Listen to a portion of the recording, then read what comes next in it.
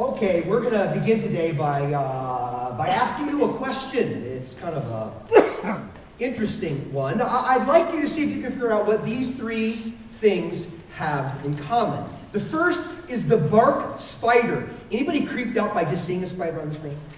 Some people are, all right? The bark spider. The second is the flounder. And the third is the Christian church. Now, I know some may say, well, let's see, yeah, they all creep me out. I don't know, maybe that's one answer. But you know, they really do have something very powerful in common. And what they have in common is this. They all thrive by changing to match their environment. See, the bark spider will change colors and markings depending on the color of the tree it's on, so that it can be kept safe from predators and so that it can successfully hunt and live and grow and have baby bark spiders. And the flounder will do the same thing. It basically lives on the ocean floor, and it will change colors and patterns depending upon the color of the ocean floor it's on. It protects it from predators. It enables it to hunt and to grow and to have baby flounders. The bark spider and flounder both thrive because they are able to change in order to match their environment. The exact same thing is true of the Christian church. It thrives when it knows how to change to match its environment. You know, when a bark spider changes colors, it's still a bark spider. And when a flounder changes colors, it's still a flounder.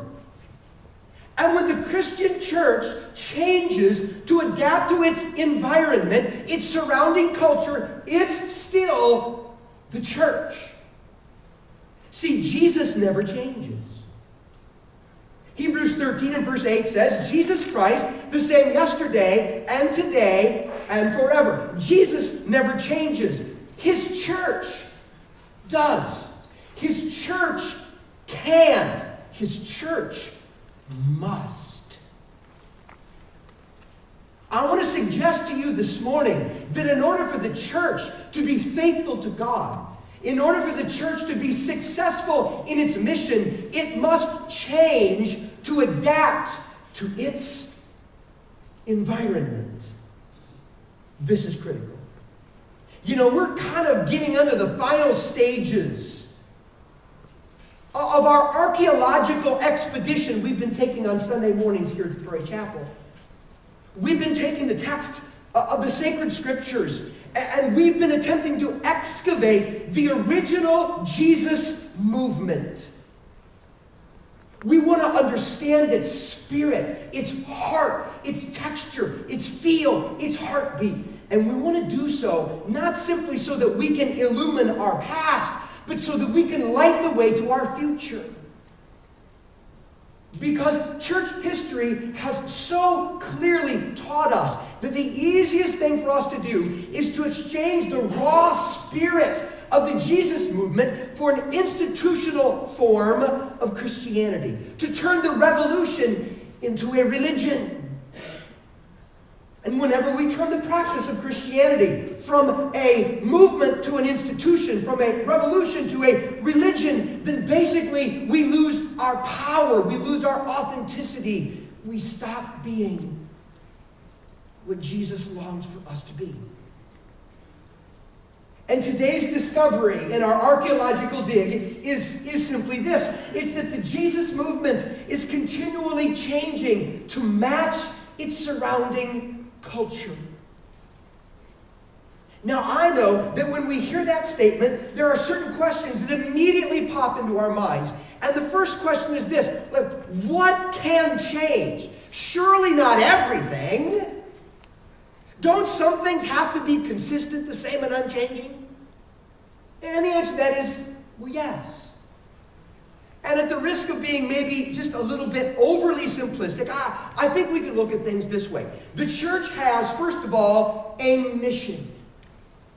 That mission is to persuade people to trust in Jesus for forgiveness of sin and for leadership in life. That's the mission of the church. The church also has a message. The message is basically God's revelation found in the Bible.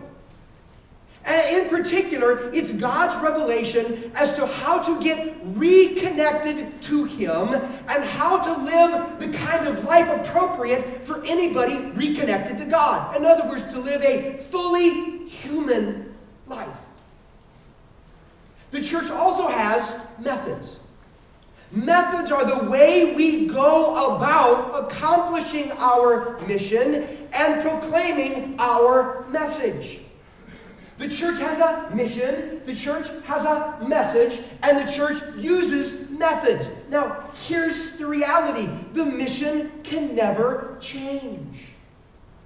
It's not up to the church to decide why it is it exists. The church, the collection of people who are reconnected to God through Christ, the church has a mission given to it by God. He decides why we exist. And when it comes to our message cannot change. Oh, most definitely, we can come to understand it better. We grow in the depth and breadth and understanding of what God has actually said in His Word. And some things are crystal clear and some things are more ambiguous, and we're gracious on those areas.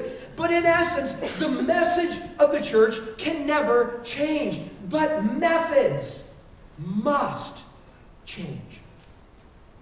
Methods must change. The way we go about accomplishing our mission, the way we go about proclaiming that unchanging message, those things can and must change. You know, it's like a basketball team. A basketball team has a mission, doesn't it? To win the game. Remember Herb Edwards when he was coaching the Jets, his famous press conference? You play to win the game. Well, that's the point of a sports team. It's the point of your basketball team. Your mission is to win the game. How do you win the game? It's very simple. It's always the same thing. You score points and you keep your opponent from scoring points. And if you score more than they do, you win the game. Well, but how do you score points? Well, you have different offenses that you run. And how do you keep the opponent from scoring points? Well, there's different defenses that you can run. Every basketball team has the same mission. Every basketball team accomplishes that by trying to score points and keep their opponents from scoring points. Those things never change, but the offenses they run and the defenses they employ changes from game to game to game. It all depends on the strengths of the opponent, the weakness of the opponent, how you match up, what skills you have, and you'll change every game. Some plays you run, some defensive schemes, because we all know you win the game, you do it by scoring more points, keep the opponent from doing it. Never change, but how you go about doing it does. Kind of the way with the church. Our job is to persuade people to believe in Jesus for forgiveness of sin and leadership in life. So you can be reconnected with God, discover your reason for being alive, live fully human, and be with Him forever. And how do we do that? By proclaiming a message of how we got where we are, how we get out through Christ, and how to live appropriately. Those things never change, but how we go about doing it changes. From generation to generation, from culture to culture, from country to country. So mission and message don't change, but methods do. Can we talk about methods for just a minute? Whoa, whoa! Am I done now? Can I back up a little bit? You know, it's like God sending a subtle signal. Go quicker. Yeah, thank you. Right there would be perfect.